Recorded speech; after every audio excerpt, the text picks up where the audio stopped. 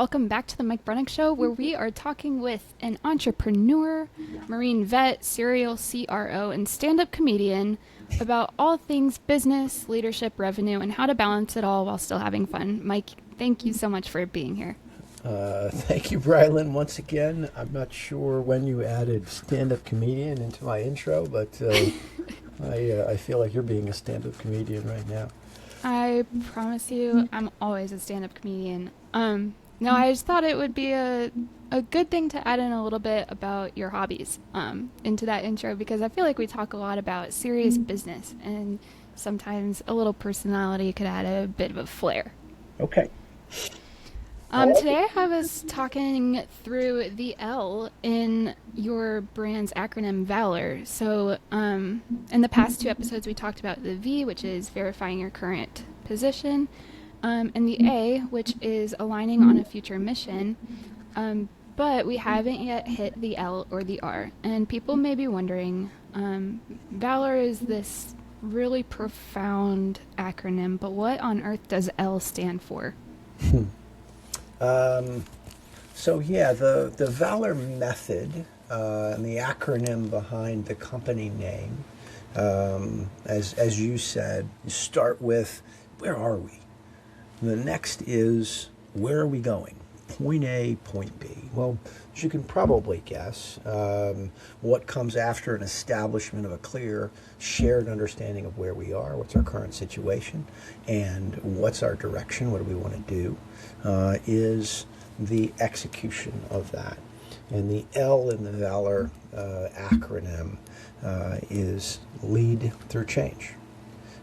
So we are turning that decision of where we are and where we want to go into how are we going to get from point A to point B. That's a good summary of it. Now, I want to talk at a high level, bird's eye view, defining change within an organization, whether it's, the nitty gritty, maybe it's a spreadsheet change or software, or going from one CEO into a different CEO's leadership. Can you define what change looks like as a whole and how it can impact the organization and its people? And maybe go into a little bit about how different kinds of people react to change. Okay, so a lot there. So if I don't get to all of it, ask the pieces again if I miss anything. We talk about leading through change because really any organizational execution is a process of change. When we do sales training, we talk about how every time someone buys something, they are buying change. And every time an organization does something, they are changing. They are changing and improving their manufacturing process. They are selling more stuff. That's a change in our behavior. That's a change in our revenue and our bottom line. They are reorganizing, which is quite literally a change in how the company is structured or what people's assignments are. So we coach leaders to think of execution as a form of change. And to understand what the change management requirements are anytime they are asking someone to do something. People generally don't like change. They don't like to do things new. And so leadership often requires that navigating through the sort of currents of change that comes along with leadership. But principally, it's about execution.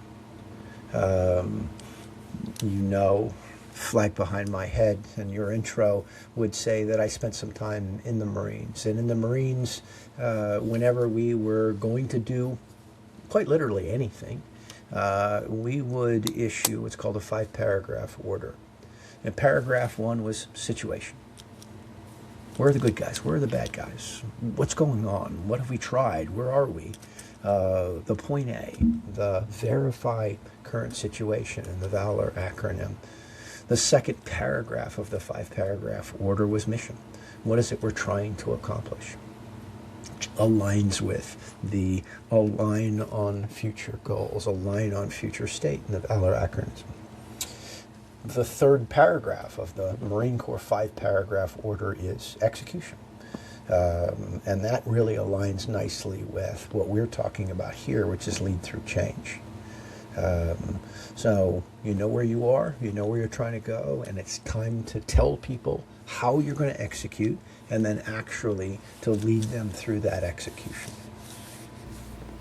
Yeah, that's a pretty good answer right there. But wouldn't you say it would be easier to not change at all? Well, change is constant. Change is inevitable.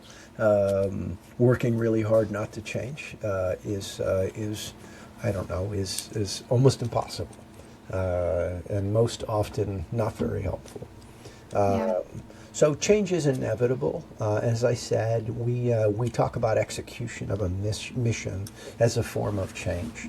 A ship moving across the ocean is quite literally changing position. But if you've decided to go into a new market, if you've decided to build a new product, if you've decided to start a company, you've decided to do anything you've decided to do, you're working towards a goal, a point B. Even if it's just a daily goal, you are changing. You are starting from nothing and building something for that day, that week, that year, that decade. So it is all execution, and all execution is a form of change. Yeah. I heard a lot in that answer, the word deciding. It's, deciding where you're going, you're deciding to change. And I feel as though deciding is a really good idea for leadership when navigating change. But for the people who are underneath that leadership, it may feel a little bit powerless when someone over you is deciding one thing that you're not necessarily a part of. So, let's go through the current change from the perspective of people. How do leaders care for the people that they're leading through change? Yeah, great question. When you're leading an organization, whether it's just a team, whether it's a small company, whether it's a division, a department, a military unit, whatever it might be, whatever you're leading, your job is to inspire and motivate. Your job is to inform and clarify. Your job is to tell them exactly what's expected.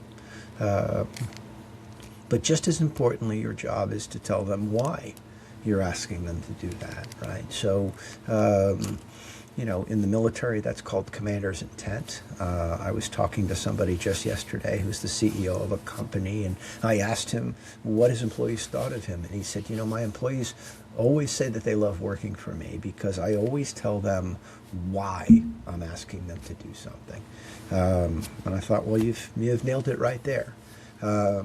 So in executing on a mission, it's really important that leaders take the time to explain to the organization and to each part of the organization what it is they're expected to do, how that particular task fits into the overall mission, and what it is we're trying to accomplish. And in doing that, they have gone a long way toward getting people to understand what's expected of them and the reason behind the thing they've been asked to do, which is a big part of leadership. It's a big part of making people feel valued, making people feel understood, and making sure people know exactly what they're supposed to do. That sounds good. I think, understanding why is a big part of trust too. So in order to get your people to trust you, being transparent with them and helping them understand, that's a really good answer. Mm-hmm. So I understand there's such thing as healthy change. Is there such thing as unhealthy change, and how would one know the difference? In the case of an organization, so now we're talking about leadership, I don't really think in terms of unhealthy change. Certainly, you can hear about anecdotes of people that keep reorganizing, where every couple of weeks or every couple of months they're moving people around within the organization. That type of turmoil is unhealthy change. We talk a lot about establishing where you are, your point A, and establishing a point B. And every time you move, your point A changes. And you have to keep, and we'll get into this here in our last letter, the last part of the Valor formula, you have to keep reevaluating your point A and your relationship with your point B. But if you keep changing the point B, if you keep changing the long-term goal, then people can get frustrated with that.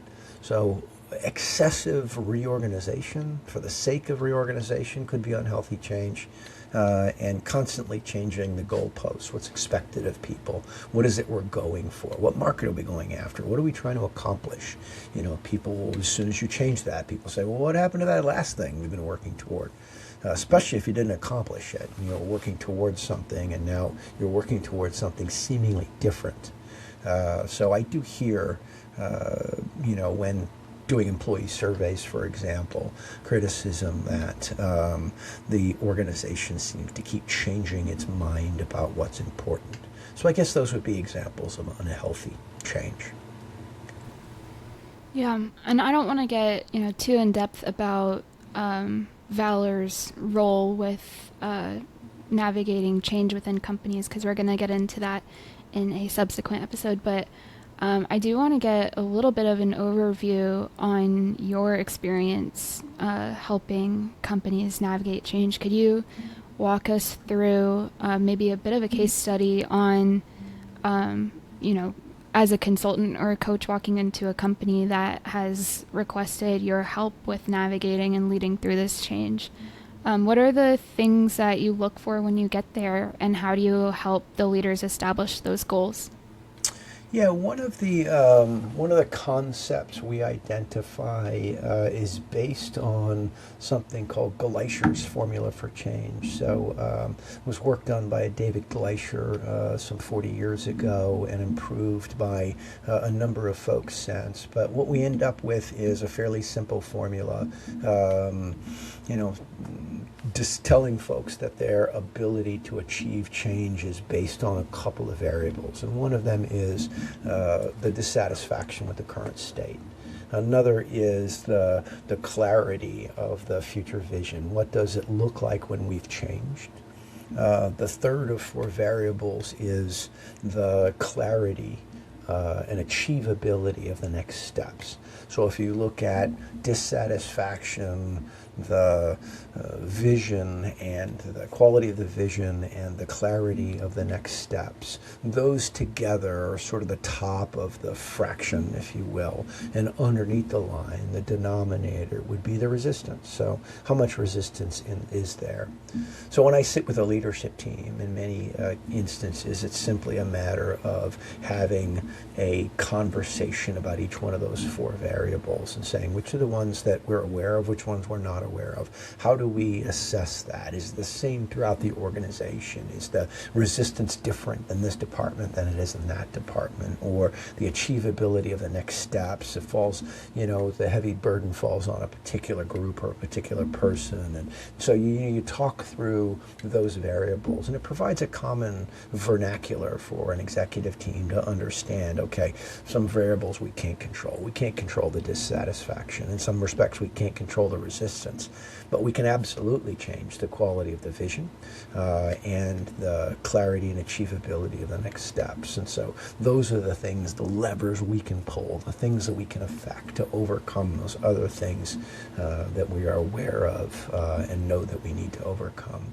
So that's one of the ways that when I go into an executive team that's working through a major organizational change, a new product, a new process, a new mission, we often start with work from Glacier to create a common vernacular so that we can then have a conversation about all the pieces of the organization that we can affect.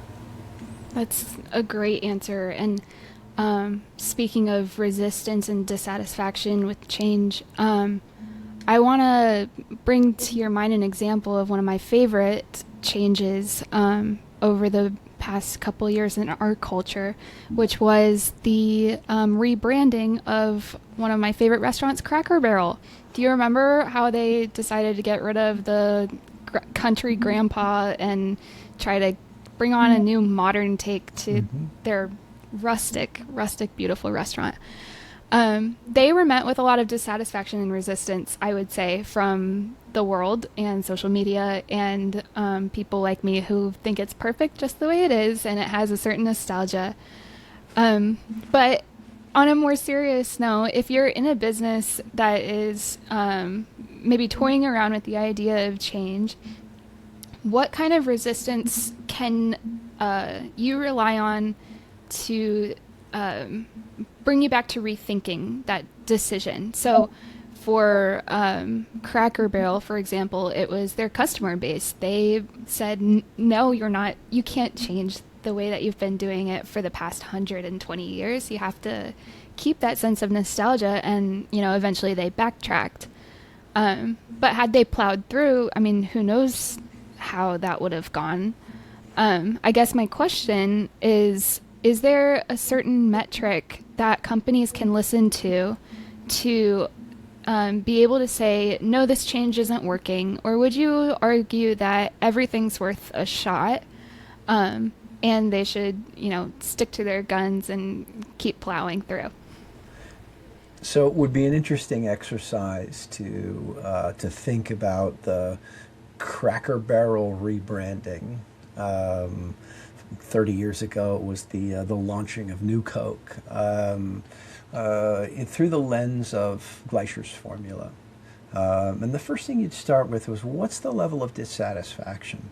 In the case of the Cracker Barrel logo, referencing now the consumers, the public, it would seem that there was very little dissatisfaction with the current situation. So if you've got very little dissatisfaction, you've already started way behind on attempting to create change. I think the resistance was a little comically overplayed, right? I love Cracker Barrel. I've been going to Cracker Barrel for, it's got to be 40 years anyway. I'm old enough to remember when the most exciting thing about Cracker Barrel was being on a road trip, and you would stop in and you could get a book on tape, but it was a series of cassette tapes. And so you would get a little plastic folder with 6 cassettes in it for the latest John Grisham or Stephen King or whatever it was you were listening to while you were driving the car. And they would buy back that book from you for almost nothing, about what you paid for it. At the next Cracker Barrel you got to. So I've been a Cracker Barrel guy, a Cracker Barrel fan for about 4 decades. And I would say that there was very little dissatisfaction. I also found the resistance a little comical. If Cracker Barrel's logo changed, it wouldn't have much impact on my life. If the in-store experience was roughly the same, I don't really care what the sign outside looks like. So the people who were wailing and gnashing their teeth and talking about the end of civilization as they knew it were, I hope, being a bit facetious. But I think the executives at Cracker Barrel certainly underestimated what level of resistance they were going to get. And I still don't know what it was they were trying to do, but I suspect that being a very well-run organization with a mature and professional marketing organization, that the decision was taken that maybe people were getting a little bored, people were getting a little stale, and they were trying to increase their sales. They were trying to get people to think about Cracker Barrel in a new way. And it certainly backfired, but I doubt that they undertook the cost of hiring a design agency and redesigning the logos on the outside of the buildings and on the menus for no reason. So it was an interesting study. For the organizations that I work with, we're usually talking about resistance and dissatisfaction within your organization, within your employee base, your student population, or whatever your internal organization is. Predicting the resistance and the dissatisfaction of the public is a much more difficult task, I think, than it's hard enough to figure out what those things look like internal to your team. That makes a lot of sense. I will say, though, as someone who took the rebranding of Cracker Barrel very seriously, I don't know that it was very facetious, especially down here in the South. It is part of the culture, and I don't know that they could have gotten away with that, especially in South Carolina, but that's neither here nor there. But I want to ask you a little bit about internal culture then. And I want to kind of tie it into a little bit of our DISC profiles. Now, as a business coach, I'm sure you go in and you do a lot of surveys, especially when it pertains to change, just on employee culture, satisfaction, how everything's going, how people are feeling. And I was wondering, is there a certain, DISC profile that may be a little bit adverse to change that you listen to as a guiding light or maybe a caveat? Or is there a certain DISC profile as a business coach that is more of a driver for change? Yes, certainly. There are profiles. And if we think of DISC as four principal profiles, a D, an I, an S, and a C, right, from the acronym, or if we think of the profiles as more like having, 8 primary archetypes, like the work done by TTISI to take them into the Behavioral Insights wheel. So depending on how many profiles we're talking about, there are certainly some that respond really poorly to change. Most notably those folks that are high S. Remember, an S stands for steadiness, and an S's are steady to a fault. There are other profiles like high I's for whom change is fun and exciting. I think what's important for organizations to know is that the population, even if it's just a 10-person team at a small company or within a department or division, even small teams are most likely to have a cross-representation from all of the behavioral archetypes, or most of the behavioral archetypes. And so understanding that some of the people you run into are going to be, I'm okay with change. Some people are going to say, I love change. Let's change everything. And other people are going to say, don't you dare change anything. And understanding that in any population, there's going to be that range of reactions to any type of change is really important to know, so that you've got to stop relying on anecdotal evidence. I ran into Jane at the water cooler and she's excited about this. All of the employees must be excited about this. Is the fallacy. So understanding that there are people who will need to be brought along much more carefully or much more slowly when you're executing a large change. Nice. As a high S, I've taken a DISC assessment or two in my time. I can tell you that change is not my favorite thing. It is out of the comfort zone. I do not like it very much at all. So yeah, if I were working in a company and they were like, everything's up in the air, we are going to change all of it, I would probably say leave me out of it. That's where, That's your Cracker Barrel reaction. yes, absolutely, absolutely. I mean, but I think that comes a little bit with, background. I've lived in the same state my whole life, mostly in the same city, minus the last couple of months. But I like the familiar. I find comfort in it, and change just doesn't appeal to me. Doesn't seem exciting, and I think there are more pros in comfort than there are in potential sometimes. Yeah, so for people like yourself, high S's, who have a naturally high R, resistance to change, if you recall the formula that I described, and we're not drawing it out, so you'll just have to picture it, sort of three variables, x d times v times n across the top, and then, R on the bottom. Resistance is variable depending on the person, the organization, the time, all of those things. But understanding that some folks have a much higher R value than others, and that you can't control that as an executive, as a leadership team, as a single leader. And so what can you control? The top half of the equation, the top half of the fraction, would be the vision for the future. So everybody, but especially those resistant to change, really need to understand what the world's going to look like at the other side of the change. They also need to be given very clear steps as to what's next, what's expected of you. Is this achievable? Not, we're going to climb a mountain here, but what's the next step? What am I getting to? And I typically tell leaders that they can't create dissatisfaction with the current state, but what they can do is raise awareness for the current state. And I see this all the time in companies. They say, we're going to create a new sales process and include a new CRM system. And people say, why? What's the point? And you say, well, here's the impact of our existing process.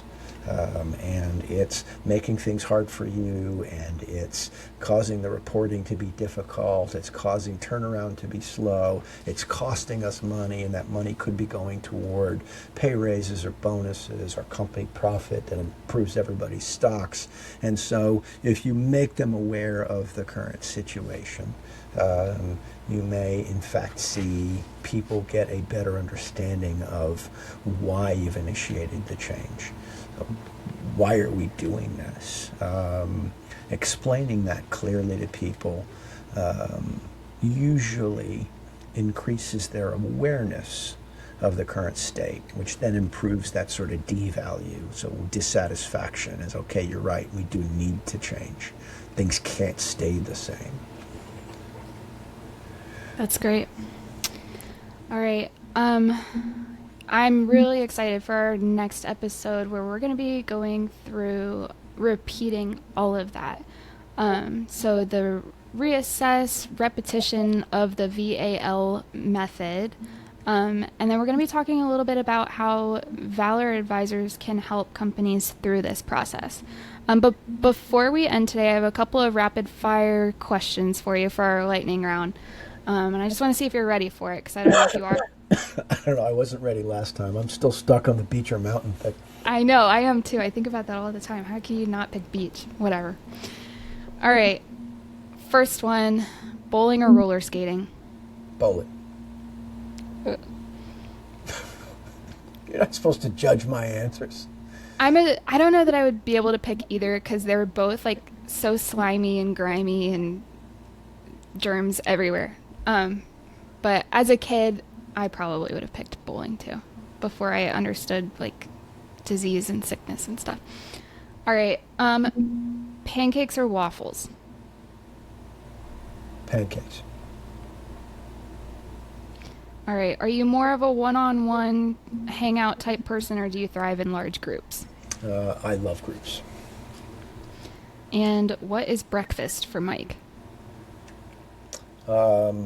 I'm sorry to tell you that I eat the same thing for breakfast every day, which is 2 eggs, a little bit of meat or some other additional meat-based protein, usually on a pita or tortilla.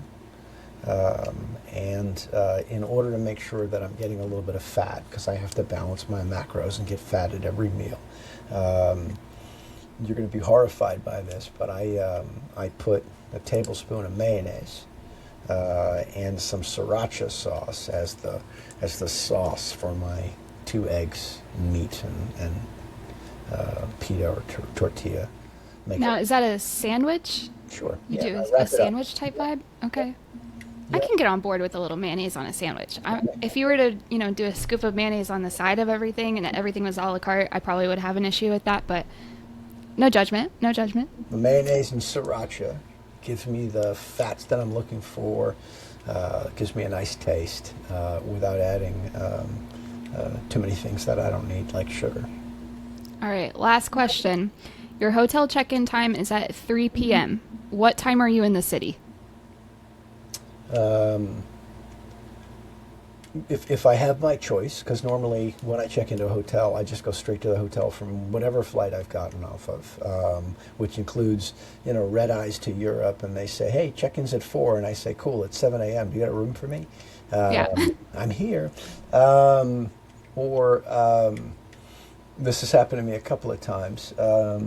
You've got a late night flight that doesn't land till 1 a.m. and by the time you get your bags and get an Uber or whatever, it's 2 or 2:30, and you're rolling in for, a half a night at a hotel, and you've got to wake up the desk clerk. So I typically go to the hotel as soon as I get in, regardless of what time it is. Try to get lucky to get into my room, even if I'm early, and if not, we'll change into some workout clothes and get a key to the gym or something, and figure out what to do from there. So my answer is whenever I arrive, I show up at the hotel, whether I'm supposed to or not. Good answer. I always find myself at hotels like weirdly early, and I have no idea what to do. So I find myself walking around cities with my suitcase and everything, and Oh just no, they'll always take your suitcase. yeah. They'll always let you leave it with the bellman. So, just recently I was in London with one of my clients, just before Christmas for some strategic planning for a couple of days. But I took a red eye, got in early. My room was not ready. Of course, it was 7:30 in the morning or 8 o'clock in the morning when I arrived, and so I gave them my bags, and I went and had a full English breakfast and a couple of cups of coffee, and they called me at 10:30, delighted that they had gotten the housekeeping to get a room ready for me, and I said, I'm still in the middle of breakfast here. I'll see you soon. But I definitely don't drag my bags around with me. Yeah. I think I'll have to take a page out of your book and go to the hotel first thing when I get to a city, but there's so many things to do. I just always skip that step. But all right. Well, that is all I've got for our lightning round today. I'm so excited for the next episode where we wrap up the Valor acronym and put a nice little bow on it. But thanks again for your time today, Mike. And yeah. You got it, Brian. Thank you.